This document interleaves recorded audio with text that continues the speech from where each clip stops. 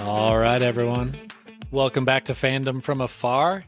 I have another awesome guest today who was brave enough to come on and talk some Boston Celtics with me, even after the Nuggets showed them who's the best team in the NBA.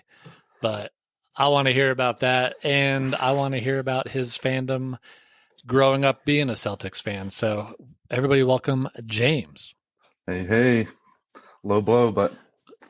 Yeah, so that's really nice of me to start out. Just you don't even have a chance to fight back. It's like, oh, thanks for having me on. Yeah, it's all good. So I think we're going to do something a little different today where I want to hear about your fandom. And of course, we'll play some games. But then I really want to talk about this season because I think it's pretty obvious that the Celtics and Nuggets are the two best teams in the league. And what did we learn from their two matchups this year? And hopefully we'll get to see 7 more come June in the finals. So we'll have a whole lot to talk about today. Yeah, no kidding. So let's just start with you, though. Tell me kind of how you got started with the Celtics. Like, how did you become a fan in the boys in green and white? It was pretty cool. I was probably 9 or 10 years old, and I grew up in Tallahassee, or just south of Tallahassee, Florida. And it was right that time, when Jordan and the Bulls were just dominant, and all the high flying dunkers and all that stuff was going on. And my mom's friend that she worked with was going to the Celtics Magic game, and his nephew played for the Celtics, and it was Dee Brown. Oh, nice. He ended up getting like the whole team to sign their individual cards for me that year.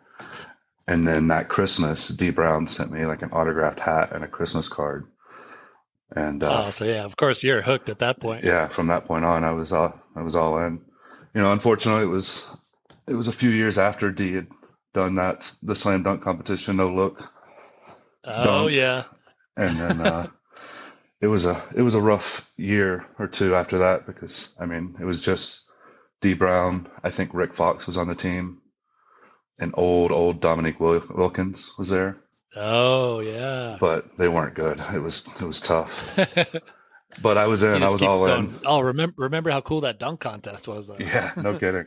It was that, and and just the rest of the basketball. And I really already enjoyed it. I remember staying up at night. I had a little black and white, like 13-inch TV in my room that was like my parents' old TV that they just handed down to me, and I would like put the bunny ears on and try and get the finals and stuff, and watch Jordan dominate everybody.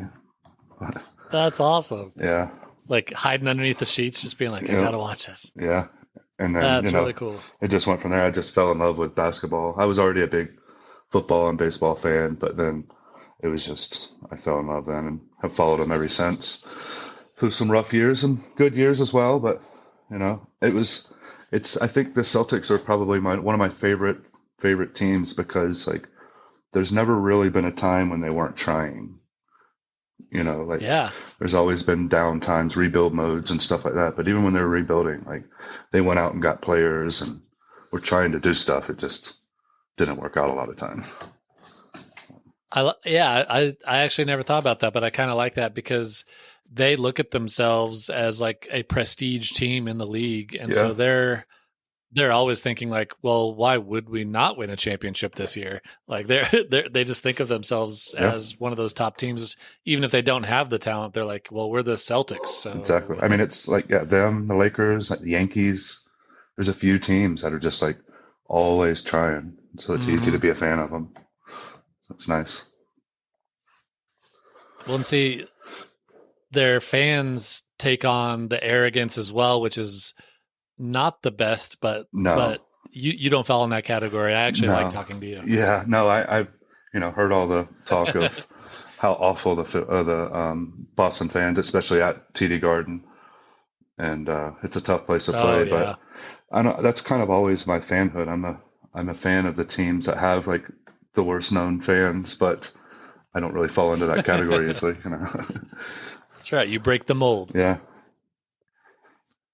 So That's fun. growing up in Tallahassee, did you drive to either like Atlanta or Orlando to see the Celtics play live ever? No, I went and saw him in Atlanta when I was an adult. On the way back from Korea, I was flying through Atlanta, and I went and saw a game, and that was the first time I'd seen an NBA game. And then a couple more times when I was stationed in like Panama City, I would go to Orlando or Atlanta and catch a game here or there, but never really as a kid. I never, no, I went and saw the Braves and the Rays a few times. Otherwise, it was just Florida or Florida State. So, You were just under your sheets watching on the little tiny TV. yep, yep, waiting for somebody to beat Jordan. That's right. Now, you brought it up because you're stationed overseas. How tough was that to keep up with really any of your teams Well, actually, while over there? it probably made me a bigger fan because the guy that I ended up becoming best friends with over there, Nate, was from Boston and was also a huge Boston fan. So we Oh, would, nice. and it was at the beginning of internet. It was still, I think, like the one after dial up. You still had to be plugged in, but it was a little bit faster. Right. Like so, like cable internet. I think that's what we had at the time. So we could check, and occasionally they have a channel system over there for on base and stuff that like it goes in 8 hour shifts and just replays every 8 hours, so everybody throughout the world Oh, can that's cool. watch shows or games or whatever. So we'd occasionally get a Celtics game on there or something, but most of the time it was just following over the internet or something like that. But because he was there, like it was kind of a bigger interest for me as well. So it was nice. That's really cool. Yeah. Kind of a bonding thing. Yeah. Now, do you remember who the main guys were at that time? That was the Pierce Antoine Walker days. Okay, I got Yeah, you. big fatty. He was kind of the first like 3 point specialist. I think it was Yeah, mostly he would launch them up. out of necessity because he couldn't run, but it was Exactly. He only ran from the top of the 3 point line to the other top of yep, the 3 point line. yep, That's funny. Yeah, they would launch up a bunch of threes when it was yeah. not the normal thing to do. No, and they were pretty decent at it. They were never like the best team, but we would lose to like the Pistons or the Nets every year in the either the semis or the Eastern Conference Finals, and like they were always Yeah. there, but they could never really get through. And then Antoine Walker went crazy and lost all his money and left the league, and then it was just I Pierce know, for it's a so minute. sad. But I remember watching that draft, whatever year that was, and they traded for Ray Allen, like right at the beginning of the draft. Oh And I was yeah. like, oh, no. And then they signed Kevin Garnett too. And I was like, all right, this will be fun because I Talk about yeah, love building Garnett. a championship Yeah, contender right away. of course. And I think everybody who was a basketball fan back then loved Garnett and wanted him to get out of Minnesota. So it was really, really awesome. Oh, 100%. Yeah, because he would either not make the playoffs or lose in the first round every single year, but he was just so fun to watch, and he was just wasting away up there. Yeah. So, yeah, even though I didn't really have a dog in the fight, it was like, oh, that's awesome that Garnett's actually going to get to play for something. Yeah, exactly. And he was also, I mean, the hardest player in every game that he played in. Like, I love that Mm-hmm. he refused to let a shot go in if the other team shot it, like after a whistle or a foul or something. He Oh would just yeah, shoot it up, and he would do everything he could to block it every time. And I always just love that. absolutely. He didn't even want to give him that win. Yeah, Like, I'm surprised he didn't go over there during warm-ups yeah. and try and block shots. He was nuts, but it was awesome. And And then once they got that big three together, how many years was it until they won the championship? I think the first year they won it, either the first or the second year. Was it Yeah. really? And Okay. then they won. That was like, They beat the Lakers, then they lost to the Lakers, and then I think we might have beat them again. But yeah, it was fun. But then I guess that was kind of the first super yeah, team. they were such a good trio Yeah. that they played well together. But unfortunately, I think it changed the game. Yeah. So it like some for Yeah. the All the good. superstars trying to Yeah, join up some together. for the good, but not. I don't think it's great.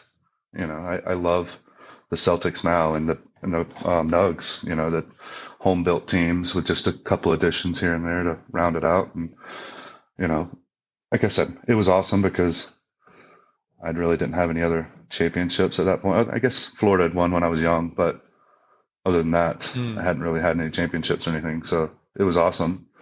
But then looking back Oh now, yeah. it's like, you know, I think LeBron had a little Just bit to do because with that too. they came together so quick. Yeah. Yeah.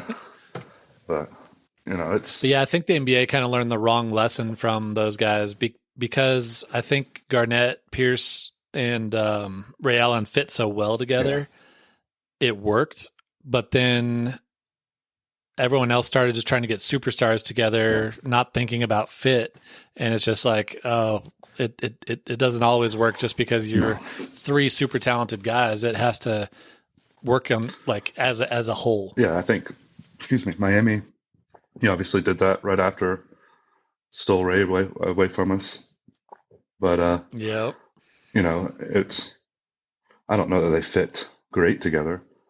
Definitely LeBron James and Dwayne Wade did, but the rest of them were just kind of here and there, whatever. But that exactly. Celtics team was just so perfect because, you had Garnett on the inside just dominating everybody, and Big Baby in there as well, and then Rondo on the outside. Did just Rondo at that time?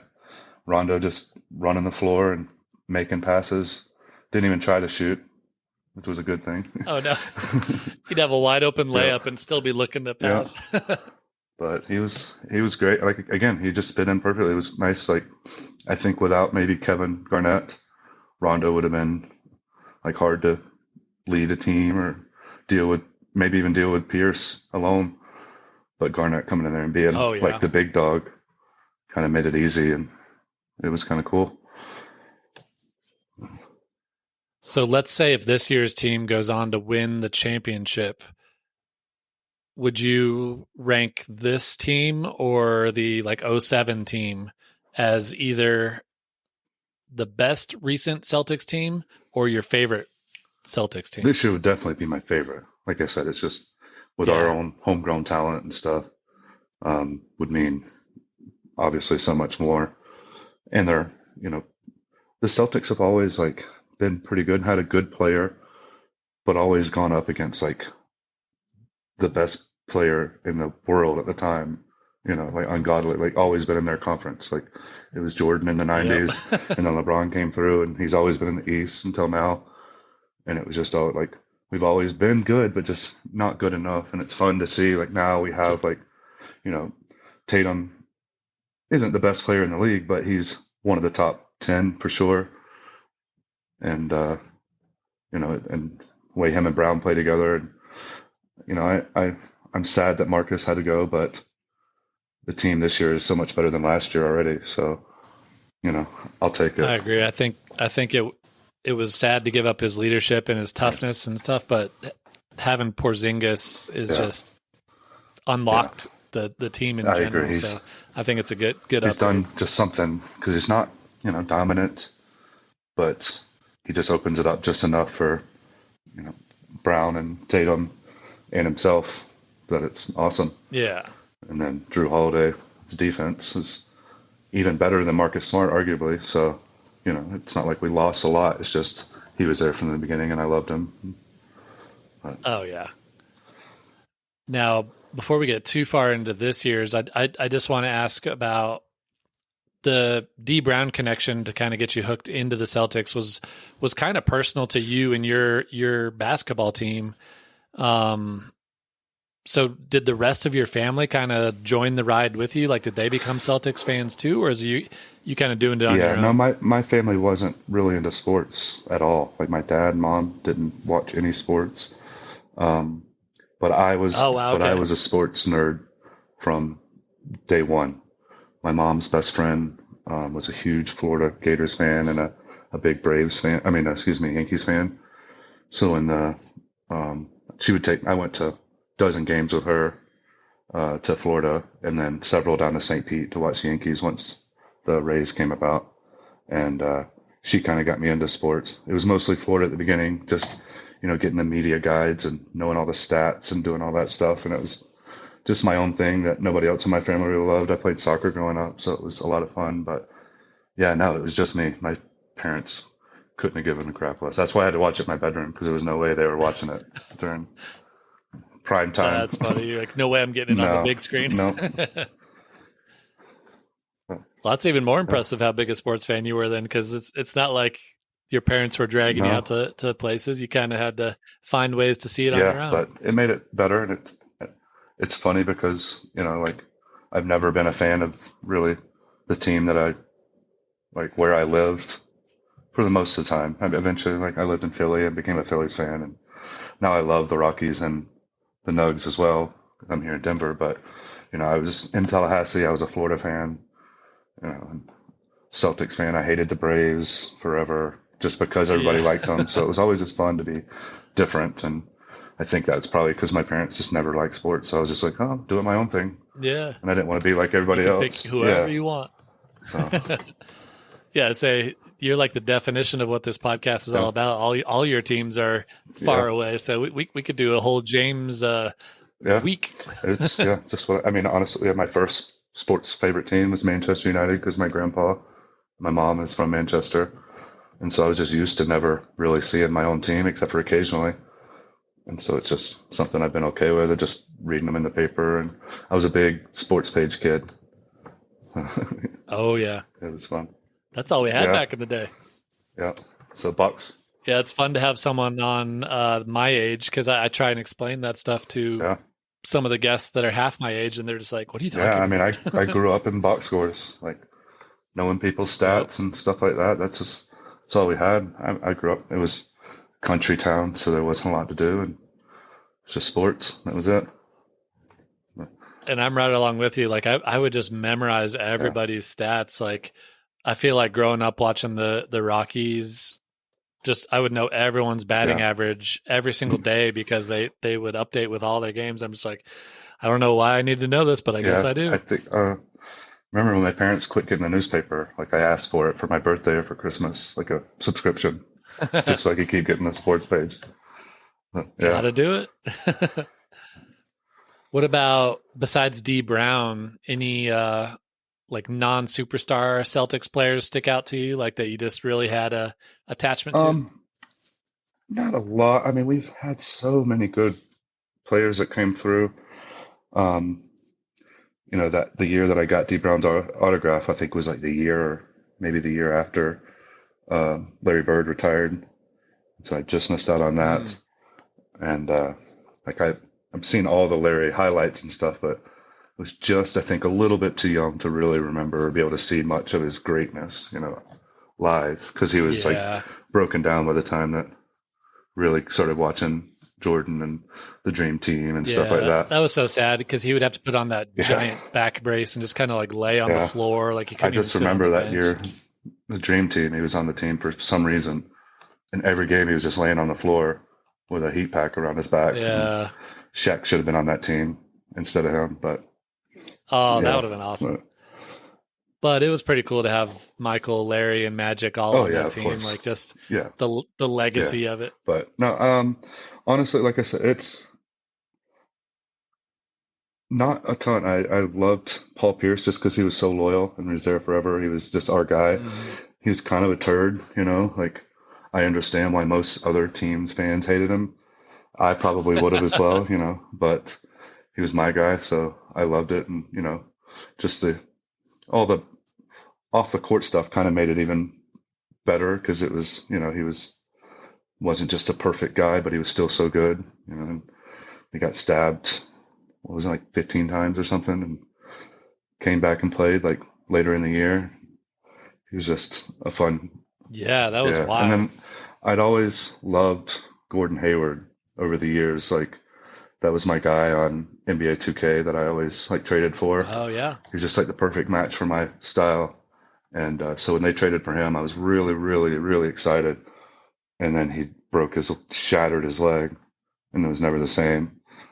So it was unfortunate, but And it was only like 2 minutes yeah, into the it was season, tough. wasn't it? It was bad too. It was, Oh, that was yeah, it so was like sad. that Paul George one, just disgusting and so early. It was just, But yeah, and he was never the Yeah, same and after like you that. said, he's never No, been and he the was same. so good. Yeah, he never And I was so recovered from that. stoked he was going back with Brad Stevens.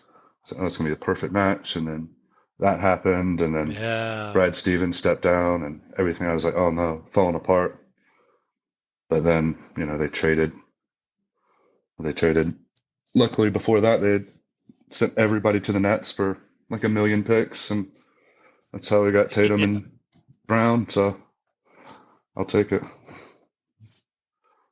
I hated how lucky that ended up for the Yeah, Celtics. Like it was amazing. It's like, oh, all of our superstars are aging out and aren't good anymore. Okay, we'll just get all these amazing yeah. draft picks for it. And the Nets are like, yeah, that sounds And it's great. crazy. Not many teams other than them have like done well with that. Like I think Oklahoma City maybe is the only Yeah. other team who's like, and they probably got rid of their stars too early, but now they have Right. more like draft options than I've ever heard of. I know. It's like, oh, they have 40 picks in the next 3 years. It's like, great. You can only have Yeah, 15 people on a but I team. mean they've already got two of the better young players in the league. I'm sure they'll be good for a long time. I It'll know.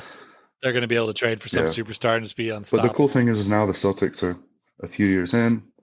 They've got the experience in the playoffs and the finals and everything. Like so, I mean, and they've locked up both their big guys. It should be, for at least a few more years. And Oh, yeah. I say they're they're set always up. good with like whoever the GM is. Like is just always great. It's nice. I don't. I agree. I think they're looking good, not only this year, but for, like you said, at least the next 3 to 4 years, just because all their guys are under contract, Yeah, young, and they all fit so well. Well, we'll yeah, we'll get to them. We'll get to them. But how about you want to play some yeah, games for before sure. we get too down the rabbit Yeah, hole for this year? All right. So as always with any of my games, I want to just get you thinking about the Celtics maybe in a different way. So the games are, some of them are tough, some of them are just plain silly. So we'll see how you do. All right. First game.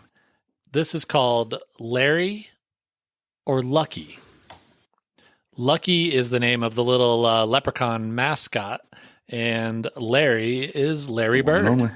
So I'm going to give you an interesting fact, and you can tell me Larry or Okay, fun. Lucky. All right. First fact. Only person in NBA history to win Rookie of the Year, MVP, Finals MVP, All-Star MVP, Coach of the Year, and Executive of the Year. Got to be Larry. Those That would last be two are Larry. That's pretty Indiana, right? wild. I kind of forgot about his after Yeah. career stuff. He was good He at went. Yeah, he everything. went to Indiana, I think, for a few years, and then just like was good, Uh-huh. and then wasn't good. And I think he just really didn't like it. But Yeah, I think he was like, I'd rather be sitting at yeah, home right he's now. a country boy. All right. Next fun fact. Was a 3-time NBA champion and a 3-time MVP. Larry? Yeah, that's Larry. See, No, not too hard. All right. Third fact. Once shot left-handed in a game just because he was bored. definitely Larry. I love that story. That's such That a is cool Larry. story. I wish I'd have got to see him more because all the stories about him are I just so know. great. And then last fact is mascot for a cereal brand that contains hearts, stars, horseshoes, clovers, and blue moons. Oh, Lucky Charms. So yeah, I guess it's hard to think of clever names when it's a leprechaun Yeah, because the Lucky Charms leprechaun is also named I didn't know Lucky. that. So Yeah, I tried to that's trick funny. you there, but that was the Yeah, Lucky Charms guy. I don't even know the But really, that game was just an excuse to name off some fun Larry Bird always fun. facts because he's Yeah, just so those are awesome. always great.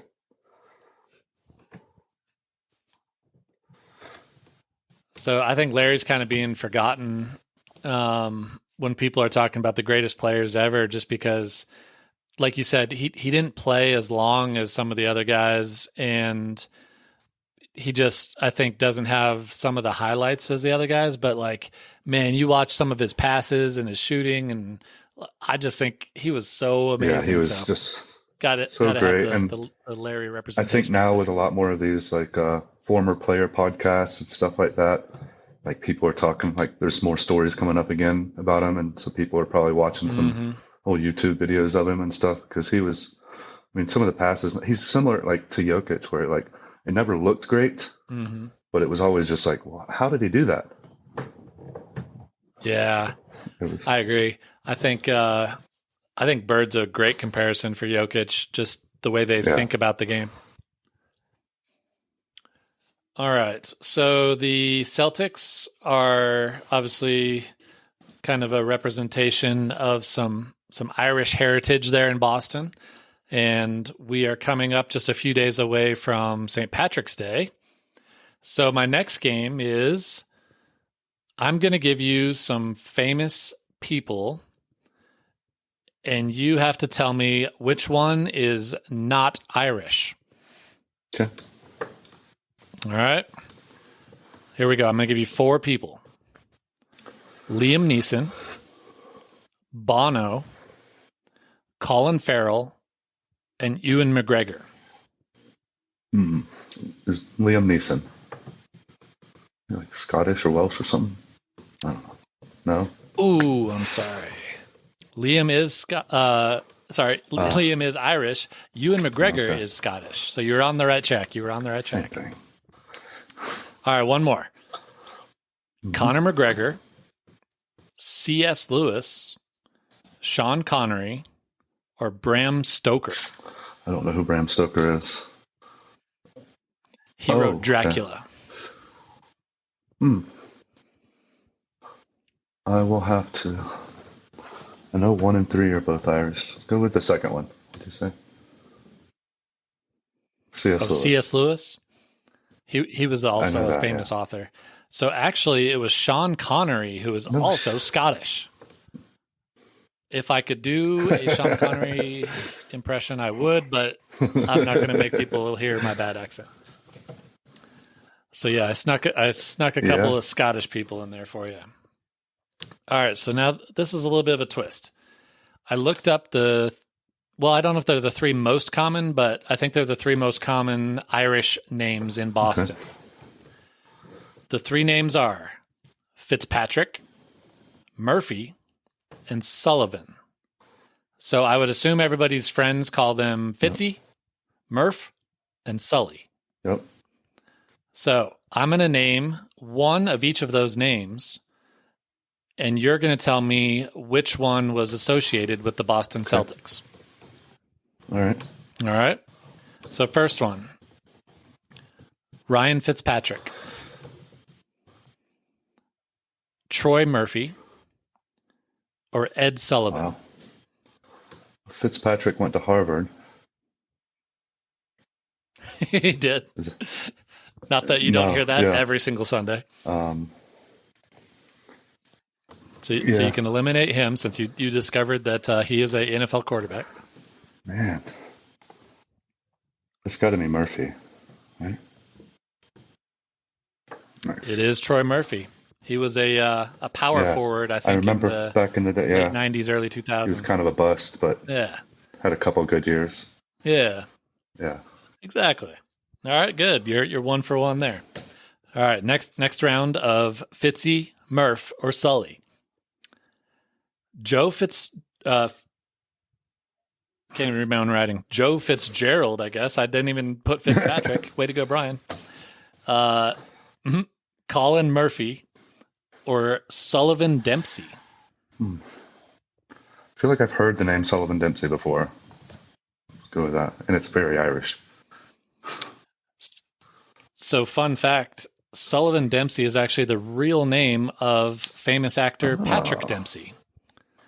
Famous for TV and movies. I don't remember which ones right now. Lots of TV shows. But the correct answer was Joe Fitzgerald. I guess he wrote a bunch of books about the Celtics in like the 60s, 70s, and 80s. There you go. All right. Last round of Fitzy, Murph, or Sully. We have Leo Fitzpatrick, Charlie Murphy, or Ben Sullivan. I wish it was Charlie Murphy just so I could do my Dave Chappelle, but It's like Dave Sullivan. Ooh, Hey, you got that right. Ben It was Sullivan. Ben Sullivan. He was a Okay. Celtics coach, I guess, back in the All day. right. But I was surprised how little or how few Yeah. Irish names had been on the Celtics. I thought No I would kidding. have like a plethora of No. people to choose from, and I had to throw in like all these actors and Yeah, that's authors. funny. Well, you did good. You can impress all your Irish That's friends me. on Sunday with your Fitzy, Murph, and My Sully grandmother's last name knowledge. is Fitzgerald. So, yeah. Oh, nice. So if I ever meet her, will she let me call her She's Fitzy? dead, but probably. You can call me that. Oh, okay. Then okay.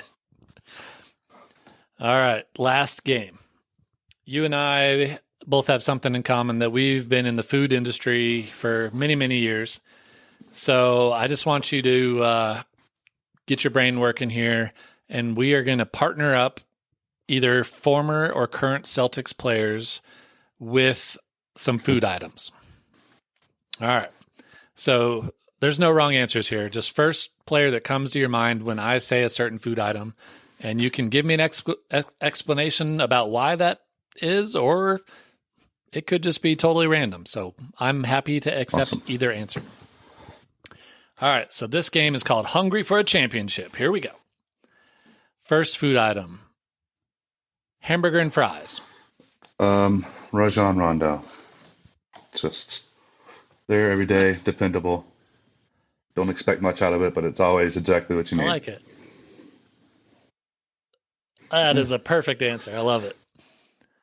Next one. A cold pint of beer. Oof. Um, I would have to say probably. I mean, it has to be Larry, right? Just the guy. He's Yeah. a cold beer. That's all it is. Yeah. And I would say, I think Larry That's what I loved mean. himself a Yeah, like cold he beer as liked them well. as So much that's as perfect. he should be one. Yeah. Nice. All right. Next one. A seafood platter. Probably say Tatum. Just Nice. expensive, but all around good. Covers a lot, you know. Perfect. I like that. All right. Next one is not necessarily a food item, but more when food goes bad, we'll say hot Mm, garbage. I mean, there's so many. Who's your least favorite Celtic of all time? Um, Kyrie Irving. Yeah, I Oh, yeah. just He was not so much interested in that helping was the right when he was team. losing his mind and everything, and it was just weird, Yeah. and like, he didn't ever really seem like he liked it there, and never really tried much, and never fit Mm-hmm. in, and it just I'm not a fan. I think that's another perfect answer.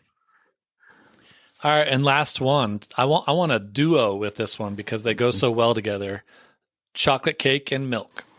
Um, let's see. I would say probably. Hmm. I mean, I'll go with Garnett and Ray Allen because those two together are what made me a champion. Hey, exactly. If they can get you a championship, Yeah, that's a pretty good duo. yeah. I love it. I will give you all the points. I You was waiting aced for you that. to bring up like oyster or something All right. Well, weird, we've been dancing around it the whole episode. just so I could say Sam Cassell. I said I Oh wait, was what's waiting for you to that? say oyster or something weird, just so I could bring up Sam Cassell and how weird looking he was. But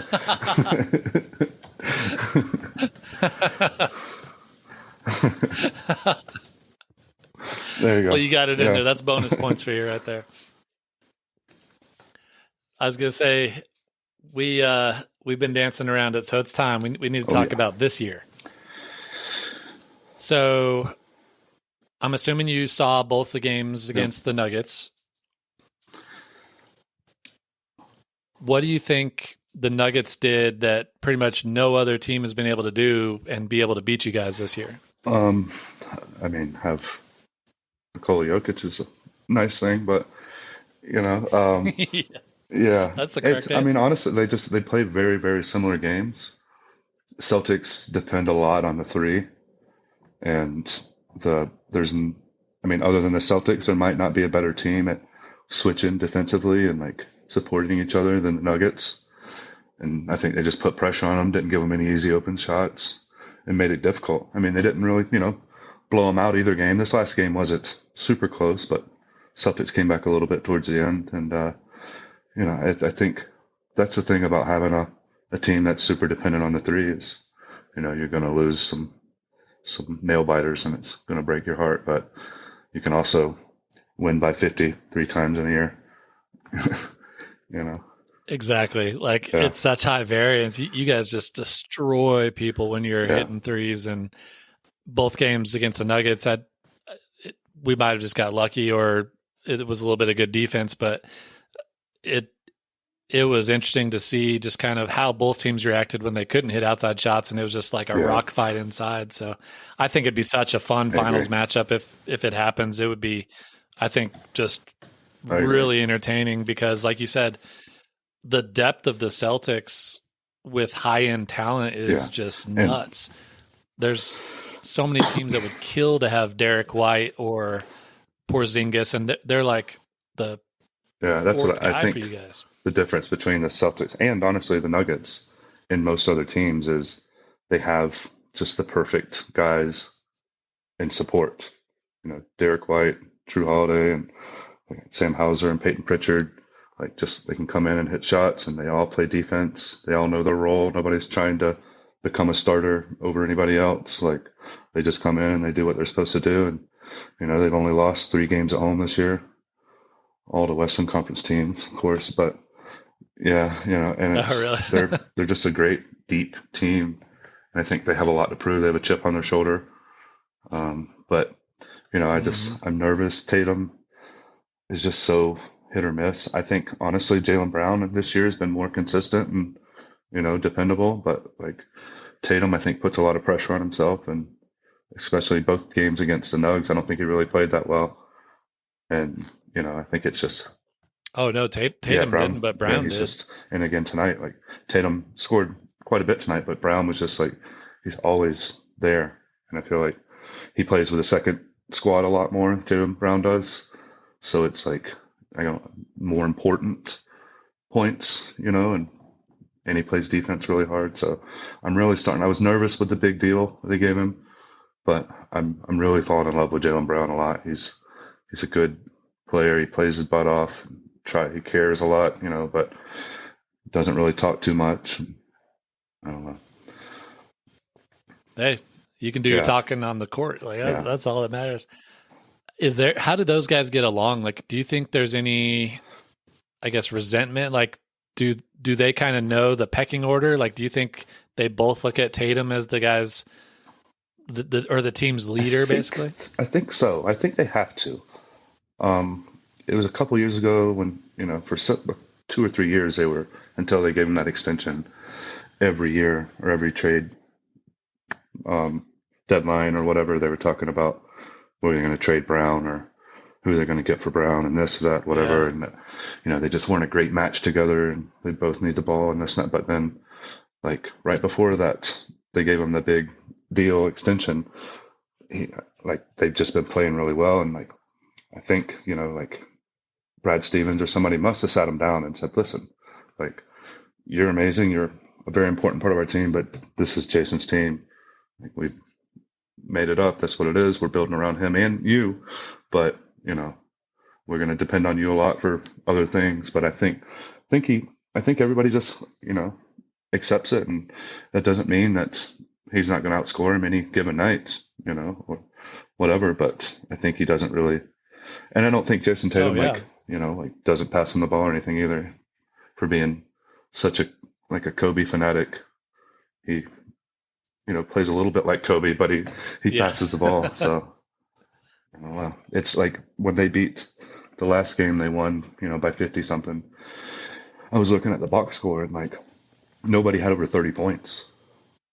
And it was just like, how do you score that many points? Yeah, Oh, it but was just everybody spread out had over like everybody. 12 or 15 points, and Jayson and Brown both had like 27 or 28. Porzingis like 24 or something, and just like if nobody really like overthinks it, then everybody can get their stuff and we can win a bunch of games. And I think, Those games when you guys are on yeah, fire are wild because it just spreads and like everybody's just making the absolute perfect pass to the wide open guy, and of course that guy's hitting it. Like once the Celtics get rolling, they're yeah. And unstoppable. I It's think they take crazy. maybe a little bit different of a route than the Nugs do, because I think honestly, even though the Nuggets just now became number one seed again, I think it wasn't really arguable most of the season that they were the best team of the West if everybody's healthy and everything. And but they come out a little bit slower. They rest their players. They know they've done this before. They and then they build it up into the postseason and they're on fire at the right time. Whereas the Hmm. Celtics, like I think they just finished that game and they said their magic number is 7 now, so they're already about to clinch the playoffs. I was gonna say I think you guys are gonna have an end of the season kind Yeah, of like the Nuggets did last year, where they exactly. had everything cinched up so early that they're just gonna be Yeah, like messing around and just if basically trying not to get hurt. So they may lose to some teams that they right. have no business losing to, but No, it really doesn't matter because they're yeah, I so think far they're out in front of 7 or 8 everybody. games ahead of second in the East. Like so, Yeah. it's nice and that'll be good. Because health is that's all that matters in the playoffs. So like, Oh yeah, get Porzingis. absolutely. Porzingis has been. Now, is there anyone in the East that scares you if you Um, guys are I fully mean, healthy? those young teams are just always so scary. But um, you know, Mm. Cleveland's been just so streaky, and Donovan Mitchell's going, and they've got enough other decent players around them that I think they could be scary. And then playoff Jimmy is just playoff Jimmy. So Yeah. and he's beaten us a couple times. So until we beat him, I'll always be nervous about that. And apparently, Caleb Martin is Michael Jordan No whenever he kidding. plays against Yeah, you that guys. was unbelievable. Like 19 points in the fourth quarter or something. Like it was wild. But I don't know. What about if Embiid comes back? Are you scared of Philly at all, or do you think there's no way he'll be in No, shape or what he he should be by that time? Philly's never really scared me. I mean, Embiid is amazing, and he's you know, or one of the top two players. Him and Embiid, in my opinion, are like I think pretty far above everybody else, and the just two most dominant players when they're both healthy. But I mean, they have Maxi now, but outside of that, like I just don't see him hanging with us for 7 games. I mean, they'll get a couple games probably just because he'll Yeah. score 40 or 50 points in a game or whatever, but it'll be, he'll do that and then we'll beat him by 20 the next game or something. That's usually how it goes. So, like, no, I don't. Yeah. So. What about Yeah, I mean, you Milwaukee? have to, right? Like Dame time and Giannis is always scary. I mean, Giannis is probably the scariest player in the league. Like he's really just strong and so good and just understands. No, He it's doesn't seem crazy. human. And then, if it's a close game, then they have probably the best clutch shooter in the game right now, Damian Lillard. So, but again, they have them, Portis. They added Pat Bev, but outside of that, I think they just don't have the depth to hang with our second line or whatever. And plus, I don't think Dame No, can stop no, anyone in no. your starting five. Like whoever he's guarding should Yeah, score and that's I most think of the time. Like just whoever he's we just guarding, or you got to pick on and him. we put Drew Holiday on him on the defensive side, and then try and switch like Tatum and Brown on him as much as or even Porzingis because that's what they do a lot of pick and roll and switch as well. So just yeah, Yeah, you can expose that for sure, and I think a lot of teams in the playoffs in the past have. That's why he's never won anything with Portland. But I don't trust exactly. Doc Rivers. He's outside of that big three with us, he's just showed that he's not really like a winning coach. he's good at like I think bringing people together and like getting it Yeah. started maybe and like building a team. But I don't think he like I don't know if it's X's and O's or the way he talks to people or what the actual reason is, but he just doesn't seem like he can do it. Yeah, there's a reason why he's Yeah, blown the most 3-1 leads yeah. in I basketball mean, he did history. that with the Celtics, you know. So you knew who I think is the So Oh yeah. yeah, That was probably one of his first ones. You know who I think is the toughest matchup for you if they're healthy the is the Knicks Knicks. are. I'm. It's weird because I hate the Knicks. They're like one of our biggest rivals. Knicks and the Nets, Yeah. I really hate, and the Pistons just from back in the day with Prince and all those guys, Chauncey and those guys. But like the Knicks, it's just not right when they're not good. I feel so like it's cool to see them like finally because they drafted so many players that you thought were going to be great, you know, and they just never have. Oh yeah. They just can't put it together. You know, it's like the opposite of the Celtics. But you know, they made some good trades this year. They have a lot of Brunson is one of the coolest stories in the NBA. Like you know, it's several years with San Absolutely. Antonio and never really getting the shot, and now like just balling. And I mean, I think he's legit too. It's kind Yeah, of funny how it worked out. All yeah, those Villanova guys, like they've all come together right when they're all kind of yeah. peaking, and OG then they and add OG to it. So I just think they're so interesting because they yeah, actually have the defenders yeah. to hang with you guys, and then He Brunson can is go off for just, 50 at any time. even though he's just this, It's, yeah, exactly. yeah, Like I don't know how he it's a does cool it, but he story, does but it. I don't think they've got enough yet. Probably in the next couple of years, it'll be. I think the Knicks and the Celtics at the top of the league because I mean, honest, and if Orlando can either get a coach or get they just gave their coach an extension, but if they get like one more player or something, I don't know what it is because they just have so many like really good young players. I think that they'll be good in the next couple of years, but just not yet. I think they need Yeah, a guard that can shoot. but like them, the Knicks, I think will be good the next few years. I just don't think it's ready yet. Honestly, I mean, Yeah. anybody would scare me is the Nuggets and honestly, Oklahoma City. Oklahoma City I was is gonna say, scary. so I think they're in the West, luckily, but like I don't know. Like, all it needs is a run. They have all the players to do it. So I don't think they're old enough yet, but they could absolutely. beat you in a series. I think the only thing stopping OKC is their Right. age because they just haven't played enough playoff Yeah. basketball yet. It's going to be new to them this year, so Right. they may win Exactly. a round or two, but I think it's eventually going to catch up to them with just Yeah. the I think it level already that is, it right? takes and That's how why much the it jumps up. Nuggets were able to So catch them and stuff. Like, you know, they come back down to earth a little bit. There's some probably. players are probably hitting a wall a little bit, whatever, but they're a fun team to Mhm. watch. Shea's awesome. So I think we would both maybe predict Nuggets Celtics in the I finals. What would be your prediction as far as I winner can't and how many imagine, games? honestly, like it not being the Nuggets and Celtics. Um, and I don't know. I mean, it has to be a 7 game series. I think, like, because both the games have been close enough.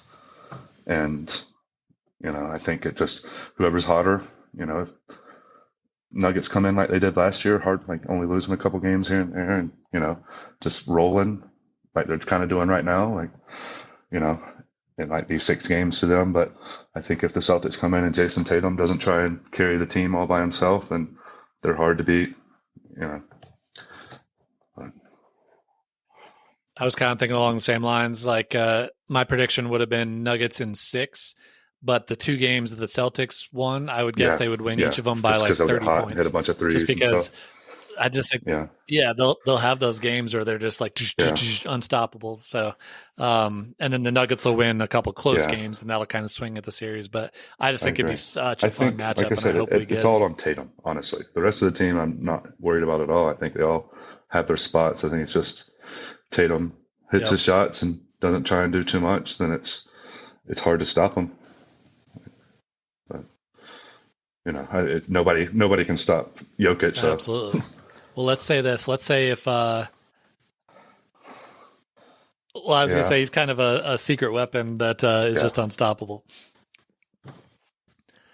But let's say this: if they do end up matching up in the finals, we'll do a little part 2 of this episode and get to actually talk some X's and O's with some details to it. But I just so hope it happens. It'd be so good for basketball, I think, to see two teams like that match up. I don't want to see.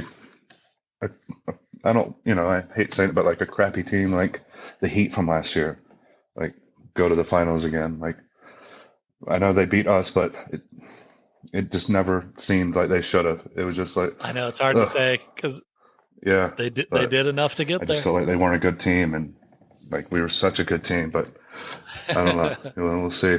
That's why they play the game, right? Exactly. Yeah. Well, cool, man. This has been fun. I think we did it. I appreciate you having me on. So I'll be obviously texting you and as we get closer to the playoffs, but I think we're both in for a treat just because I think both sides of the bracket are pretty deep. So hopefully we get some exciting basketball, but our teams will move on. So I think we just go ahead and write it in. Awesome. Thank you, buddy. I appreciate you. All right, man. I appreciate it.